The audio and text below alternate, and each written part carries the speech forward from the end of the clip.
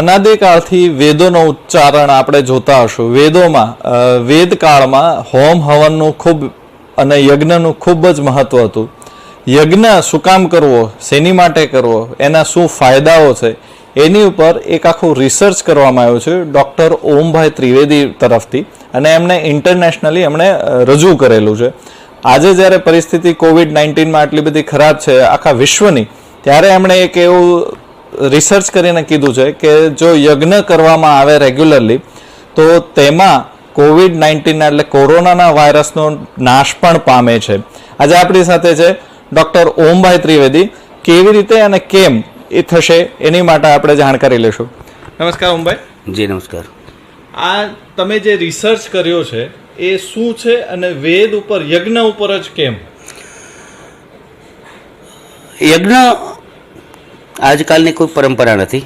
આદિ અનાદિકાળથી એવું કહી શકીએ કે સૃષ્ટિનું સર્જન થયું હોય ત્યાં એ પહેલાં વેદનું સર્જન પહેલાં થયેલું છે. વેદોમાં પણ યજ્ઞને એટલું જ મહત્ત્વ આપવામાં આવ્યું છે. અને મારું રિસર્ચનો ક્રાઇટેરિયા પણ એ જ હતો, મારી જીજીવિષાને જિજ્ઞાસા પણ એ જ હતી કે શું કામ યજ્ઞ જ વેદોમાં યજ્ઞને જ મહત્ત્વ આપવામાં આવ્યું છે, શું કામ પર્ટિક્યુલર મંત્રોને જ આહુતિમાં લેવામાં આવ્યા છે, શું કામ પર્ટિક્યુલર દ્રવ્યોને જ લેવામાં આવે છે. એટલે વેદોમાં પણ એનું સાયન્સ અથર્વવેદમાં, યજુર્વેદમાં એના સ્પષ્ટ ઉલ્લેખો છે. પછી આયુર્વેદના ધન્વંતરી અને અલગ અલગ ગ્રંથોમાં એના સરસ મજાના ઉલ્લેખો મળ્યા, એના સરસ મજાના સંદર્ભો મળ્યા.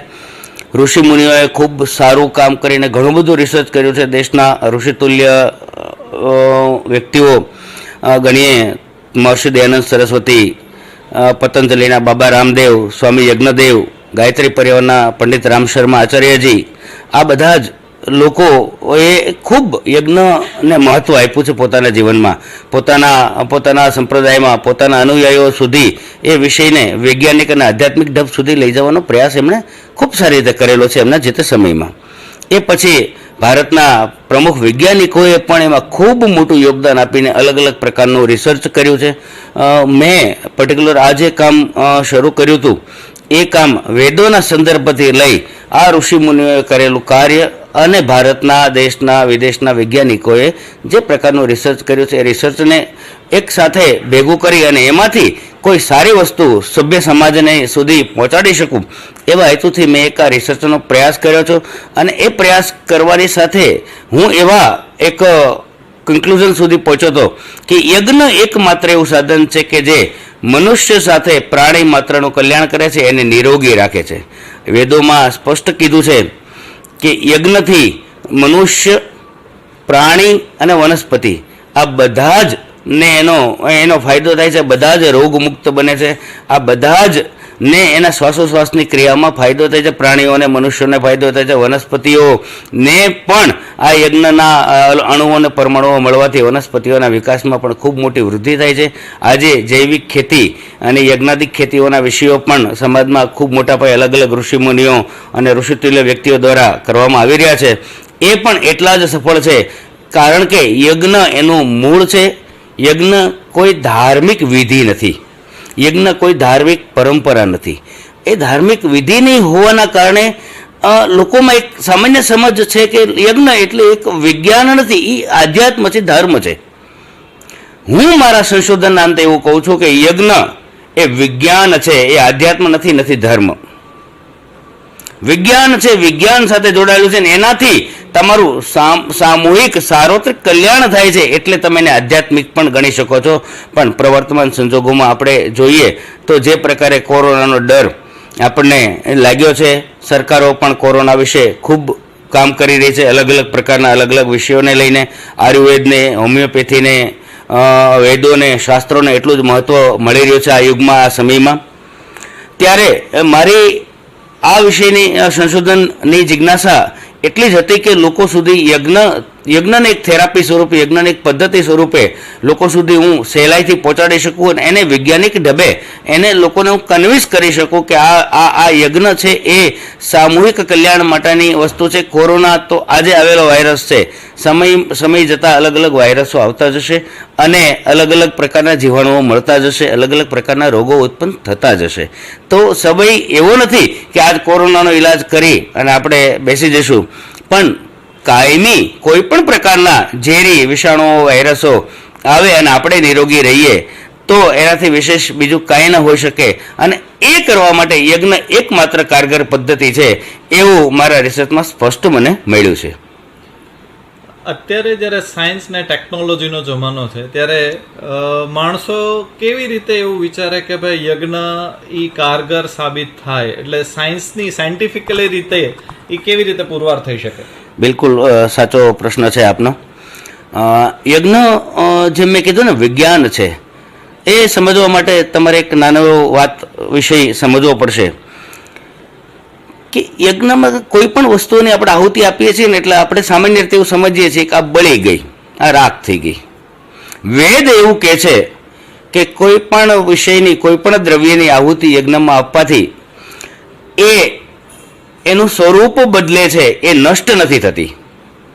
એટલા માટે કે તમે એને મોટા પદાર્થના સ્વરૂપમાં આહુતિ આપો છો અને એ યજ્ઞમાં જઈ ઉર્જા અણુ અને પરમાણુના સ્વરૂપમાં રૂપાંતર થાય છે અને એ રૂપાંતર થાય છે એટલે એ જ વસ્તુઓ વાતાવરણમાં ભળે છે, શરીરના શ્વાસોશ્વાસમાં ભળે છે અને એટલે જ વૈજ્ઞાનિક રીતે શરીરના તમારા છેલ્લા શ્વાસ સુધી એ વિષય એ અણુ પરમાણુ પહોંચે છે, એ ઉર્જા પહોંચે છે અને એ વનસ્પતિને મળે છે, એ પ્રાણી માત્રને મળે છે અને વાયુ સ્વરૂપે સમગ્ર વાતાવરણને એ શુદ્ધ કરે છે, સાથે સાથે તમારા શરીરને પણ શુદ્ધ કરે છે. એટલે જે પ્રકારના અણુ અને પરમાણુનું રૂપાંતર જે દ્રવ્યોથી થઈ રહ્યું છે ને એ વિજ્ઞાન છે અને એ વિજ્ઞાનને ધ્યાનમાં રાખીને યજ્ઞને આપણે એક વૈજ્ઞાનિક સ્વરૂપે પણ સમજીને એક પદ્ધતિ છે નિરોગી રહેવા માટેની, પ્રાણી માત્રના કલ્યાણ માટેની, એ માટે પણ યજ્ઞને આપણે મહત્વ આપવું જોઈએ. આવો કોઈ પ્રયોગ કરવામાં આવે તો કેવી રીતે કરાય?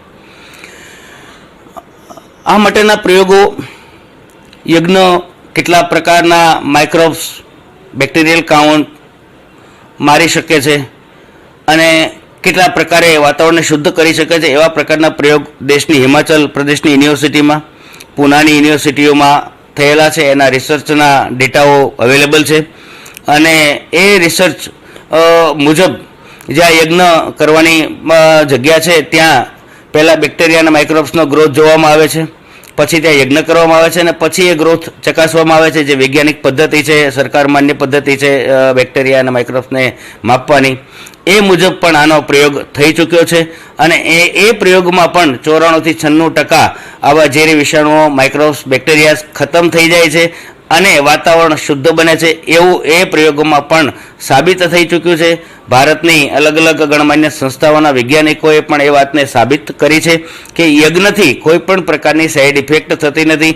ઉલટાનું એકમાત્ર એવું સાધન છે જે કરવાથી વાતાવરણને શુદ્ધ કરે છે. આજ સુધીમાં એક પણ એવું સાધન નથી કે જે સમગ્ર વાતાવરણને શુદ્ધ કરે. યજ્ઞ એકમાત્ર એવું કારગર સાધન છે કે જે કરનારને તો શુદ્ધ કરે છે, એને તો શરીરને શુદ્ધ કરે છે, પણ એની આજુબાજુના પ્રાણીઓ, વનસ્પતિઓ અને આજુબાજુના વાયુમંડળને શુદ્ધ કરી અને લોકોને એક સરસ એનર્જી, સરસ ઉર્જા આપે છે અને પોતાના શરીરને શુદ્ધ કરવા તરફ એ પ્રેરે છે.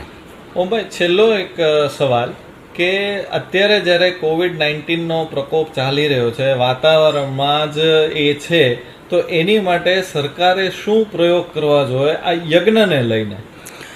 બિલકુલ સારી વાત પૂછી તમને. એકચ્યુઅલી મારા મનની વાત છે. યજ્ઞને લઈને સરકાર ઘણું બધું કરી શકે એમ છે. અત્યારે વિસ્તારો સેનિટાઈઝ થઈ રહ્યા છે. સરકાર ખૂબ ખર્ચ કરી અને અલગ અલગ પ્રકારના કેમિકલો દ્વારા વિસ્તારોને સેનિટાઈઝ કરે છે, ઘરો સેનિટાઈઝ કરે છે, લોકોને સેનિટાઈઝરના ઉપયોગ માટે પ્રેરણા આપે છે અને એટલું જ નહીં પણ લોકોને સસ્તા સેનિટાઈઝરો કેમ મળે એવા પણ સરકારો અથાગ પ્રયાસ કરી રહી છે. મારી એટલી જ વિનંતી છે આપના માધ્યમથી સરકારશ્રીને કે આ યજ્ઞ થેરાપી ઉપર વિશ્વાસ મૂકીને દરેક ક્વોરન્ટાઇન કન્ટેનમેન્ટ એરિયામાં પ્રથમ પ્રયોગ કરવામાં આવે અને ત્યારબાદ બાકીના સમાજને પણ યજ્ઞ કરવાની એક અપીલ કરવામાં આવે, યજ્ઞની સામગ્રી સહેલાઈથી મળી રહે એ પ્રકારની વ્યવસ્થાઓ ઊભી કરવામાં આવે અને દરેક વિસ્તારોમાં અલગ અલગ ઝોન પ્રમાણે યજ્ઞના આયોજનો કરવામાં આવે, અલગ અલગ સામગ્રીઓ સાથે એને યજ્ઞના આયોજનો થાય, દિવસમાં એકાદ વાર જ એ વિસ્તારમાં યજ્ઞ થાય અલગ અલગ સ્થાનો ઉપર, તો પણ એકમાત્ર યજ્ઞથી એના ધુમાડાથી, જે ધુમાડાને આપણે આપણી ભાષામાં ધુમાડો કહીએ છીએ પણ સાયન્સ અને રિસર્ચની ભાષામાં એને મેડિસિનલ સ્મોક તરીકે ઓળખવામાં આવે છે, કારણ કે એમાં 68 કરતાં વધુ ઔષધિઓનો હોમ થવાથી ઉત્પન્ન થતો ધુમાડો છે, એટલે એ મેડિસિનલ સ્મોક છે. અને એ ધુમાડો વાયુમાં ભળી જવાથી સમગ્ર વાતાવરણ અને વાયુને શુદ્ધ કરે છે. એટલું જ નહીં, યજ્ઞમાં નખાતા દ્રવ્યો જે છે, જે આંબાના લાકડા છે, સેવનના લાકડા છે, ગાયના છાણા છે, ગાયનું ઘી છે, સામગ્રી છે, એ સિવાયના લવિંગ, કપૂર, ગુગળ, ટોપરું, આ બધા દ્રવ્યો છે. આ બધા દ્રવ્યોનો હોમ કરવાથી ઇથેનોલ, ફોર્મેલ્ડિહાઇડ સહિતના કેટલા બધા કેમિકલો લિબરેટ થાય છે અને એ કેમિકલો અણુઓને પરમાણુ સ્વરૂપે આ વાતાવરણમાં ભળે છે અને એ ભળી અને આ કોરોના જેવા કોઈ પણ પ્રકારના વાયરસોને એ પોતાનામાં ઓગાળી નાખવાની, પોતાનામાં ભેળવી દેવાની, પોતાનામાં ઓગાળી નાખીને નષ્ટ કરવાની એ અણુઓ અને પરમાણુઓ શક્તિ ધરાવે છે. તે નિર્વિવાદ છે, તે સાયન્સે પણ સાબિત કરી દીધું છે. અને સરકારને મારી વિનંતી છે કે વ્યાપક પ્રમાણમાં યજ્ઞાદિના આયોજનો થાય, એને યજ્ઞ એક જીવન જીવવાની માર્ગદર્શન કરવામાં આવે સરકારશ્રી તરફથી, તો એ વિષય ખૂબ વધારે લોકો સુધી પહોંચશે અને દરેક લોકો નિરોગી રહેશે, પ્રાણી માત્ર નિરોગી રહેશે, વનસ્પતિઓનું પણ કલ્યાણ થશે. યજ્ઞ કન્ટેનમેન્ટ ઝોનમાં, ક્વોરન્ટાઇન ઝોનમાં જો કરવામાં આવે તો હવા શુદ્ધ થાય, કોરોનાની કોઈ પણ મહામારીમાંથી બચી શકાય. યજ્ઞ રિસર્ચ એવું કહેવામાં આવે છે. ડૉક્ટર ઓમભાઈ ત્રિવેદી પણ એમનું પણ એવું માનવું છે કે યજ્ઞ જો ક્વોરન્ટાઇન કે કન્ટેનમેન્ટ ઝોનમાં કરવામાં આવે તો ત્યાં કોઈ પણ પ્રકારની બીમારી રહેતી નથી.